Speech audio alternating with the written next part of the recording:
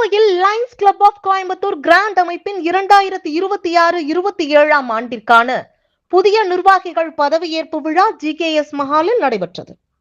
இந்த விழாவில் கே. பாபு புதிய தலைவராக பொறுப்பேற்றார். செயலாளராக ஆரோக்கியராஜ், பொருளாளராக ஏசுதாஸ் ஜான்பால் உள்ளிட்ட புதிய நிர்வாகிகளும் பதவி பிரமாணம் செய்து பொறுப்பேற்றனர். விழாவில் லயன்ஸ் மாவட்ட ஆளுநர் 324(1)D NJFS பாரதி சிறப்பு விருந்தினராக கலந்து கொண்டார். முன்னாள் மாவட்ட ஆளுநர் NJFB நவரத்தினமால் சாங்க்லா புதிய நிர்வாகிகளுக்கு பதவி பிரமாணம் செய்து வைத்தார்.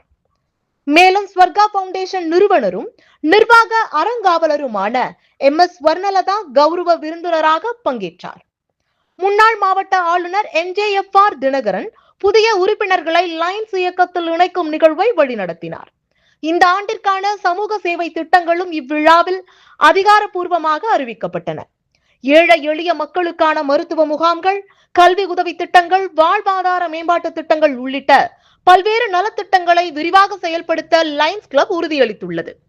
அதனைத் தொடர்ந்து கல்வி நிதியுதவி, மருத்துவ நிதியுதவி, மாற்றுத்திறனாளிகள் நல உதவி மற்றும் சாலையோர மக்களுக்கான அன்னதான உதவி உள்ளிட்ட பல லட்சம் ரூபாய் மதிப்பிலான நிதி உதவிகள் வழங்கப்பட்டன.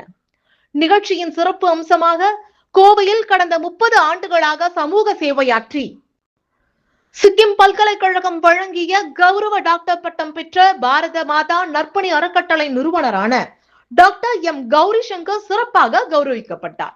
இந்த விழாவில் மாவட்டத்தின் முக்கிய நிர்வாகிகள், மண்டல தலைவர்கள், லயன்ஸ் கிளப் உறுப்பினர்கள் மற்றும் சமூக ஆர்வலர்கள் திரளாக கலந்து கொண்டு புதிய நிர்வாகிகளுக்கு வாழ்த்துக்களை தெரிவித்தனர்.